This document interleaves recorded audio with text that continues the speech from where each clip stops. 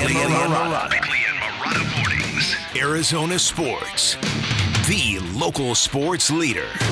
Bickley Blast. A puppy peed on the court at halftime last night at Footprint Center, likely because the poor creature shriveled under the pressure, the bright lights, and the magnitude of the moment. And at that time, that puppy was the perfect metaphor for the Suns, who had spent much of the season doing pretty much the same. But not anymore. The Suns rallied from 22 points down to win a huge game. The worst fourth quarter team in the NBA found new life and rallied around a small lineup, and it might be the moment we and they have all been waiting for. The victory also illuminates a heavy growing question on Planet Orange. Should the team trade Grayson Allen to supplement their thin roster because his numbers have never been better, his value has never been higher, he's an unrestricted free agent after the season, and you have no other tradable commodity at the moment, and with Eric Gordon on the team, you kind of have another player just like him. Now, it's a crazy thought and a crazy twist. When Allen came to Phoenix, some fans were screaming, "How can you acquire him?" Now, it's more like, you can't trade him, but you can, and you might have to, and it might be stupid not to. And who would have thought this crazy basketball season would have us all in the valley looking at Grayson Allen the way that Emma Stone does? All right, today's Bickley Blast brought to you by my great friends at Chapman BMW, who make luxury attainable. Find them online at chapmanbmw.com. Yeah, I mean, we need them to continue to keep tossing them up there and shooting them with confidence. Did Grayson get a record again? He tied it. Oh, he tied it. He's come here to Phoenix and showed everybody in the basketball world the different parts of his game. We all looked at him as just a 3-and-D guy, but he can pretty much do it all on the offensive side of the ball. Maybe not post up. Maybe he need to come to my academy this summer to post up, but he can pretty much do a lot of things on the court, and I'm glad he's expanding his game and shooting the ball with confidence, and we need everybody to do that. 37 threes to that 40. I mean, we've been shooting 26, 27 threes before, so we're starting to get up there with the other team and matching them at the three-point line, and that's been helping us stay in games. Kevin Durant talking about Grayson Allen and his performances. Going back to your blast. Yeah. A puppy relieves itself on the court, and it's adorable, and it goes viral. Right. I do it once, and they threatened to pull my credential. How about it? Right, exactly. Where's the equity in that? Yeah, how about it? There were other people who thought maybe that puppy cleansed all the demons out of Footprint Center. Maybe. Who knows? People love them some puppy races. Oh, they sure do. Even when the puppies don't race. Yeah, and when they soil the court, it's all good. But like I said, for a while, it was a perfect metaphor for the Suns. Yes. Team that kind of tinkling down its leg a little bit under the bright lights. Hey now. And so going back to your question. Go ahead. Let's examine this, because there are reports that the Suns are looking for another athletic wing, which is weird because they spent most of the offseason bringing in as many as they could. But none of them really are working and sticking. So if they're really looking to add something, how are they going to pull this off? There's a case to be made, if you believe in selling high, that Grayson Allen, the time to trade him would be right now, here and now. His numbers have never been better in every category: rebounds, assists, shooting percentage, three-point shooting percentage, everything. Career highs across the board for this guy. He's an unrestricted free agent next season.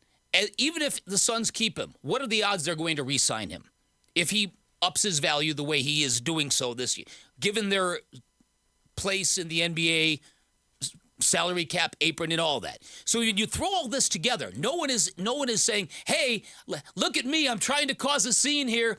Let's go trade one of our most reliable players." That's not what I'm doing here. I'm saying if this basketball team does have needs, he's your only guy you can trade. And they do have needs. But last night they needed a guy to hit 9 3-pointers, and he was the guy that did it. And when you go back to that game against Miami on a Friday night that we all love so much, he was the key to that game too. Yes. You're not the only one asking this question. It came up in Kellen Olson's piece on ArizonaSports.com, and I think Kellen's right on the money. They can't even consider it. And as he put it in his piece, Grayson Allen has been the third best player on the Phoenix Suns this year. I know. Think about that. I know. It depends on what you want to accomplish. Are you still gunning for a championship if you're the Phoenix Suns? I hope that's still the quest. Yes, I would hope so. If they are, What championship contender trades its third best player at the deadline? You don't do that. Well, but then I would also say that if Grayson Allen is the third best player by the end of the season, I'm not sure the Suns are going to be in a good place. They are probably not a championship contender at the end of the season. If Grayson Allen is the third best player, I think by then it's got to be Bradley Beal. I would agree with that. But and again, this is. But is Allen going to fall lower than fourth? The way he's playing, no. Because he has been fantastic. And for a guy that everybody so easily hated because he came from Duke, because he was always a charter member of the Punchable Face Club, right? Tripping, yes. Tripping people. But you're exactly right, though, about, okay, if they can't trade him, then they just can't really change their roster. Right. Because there's really nobody else anyone's going to want, right? Yes. Wasn't that clear to everybody, including the architects of this team that made these deals, that we've put ourselves in a situation where we don't have a lot of flexibility? But just trading Grayson Allen would be a colossal mistake for this team. All this season, they need a real point guard. They need an athletic wing. That's the whole thing. Yes. And Grayson Allen has got a skill set that other teams would trade for. Because you've seen what he's done this year. I tend to agree with you, Vinny. And again, I'm not advocating one way or the other. I just think it's an interesting thing to circle around because you mentioned the team architects. The team architects will tell you they didn't expect Grayson Allen to have this kind of contribution. No.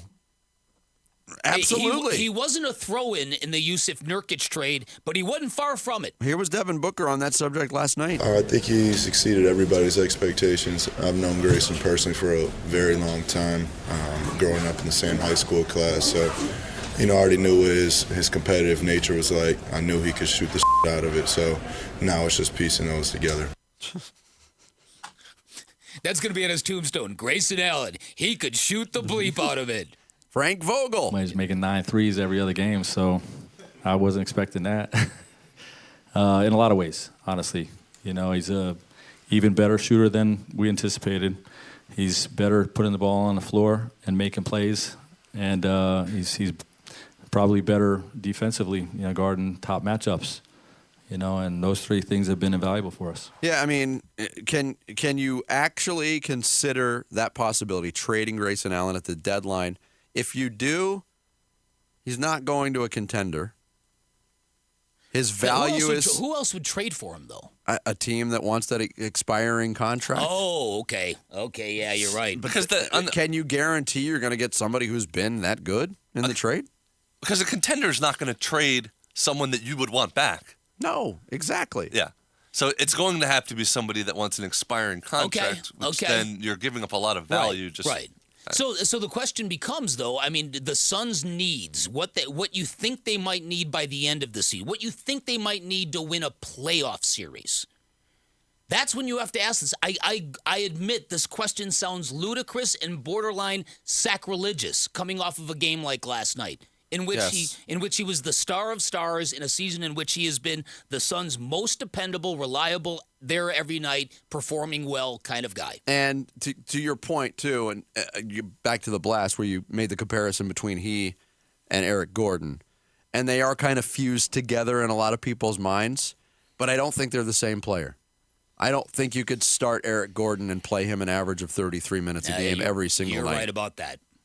So, yeah, no, you're right about that. Yeah. I'll grant you that. It was such perfectly put, though. In 6 months, the fan base went from, how could you trade for Grayson Allen to, how could you trade Grayson Allen? Exactly. Who would have ever thought that would be a takeaway of this basketball season in the second week of January? The Grayson Allen experience. Unbelievable.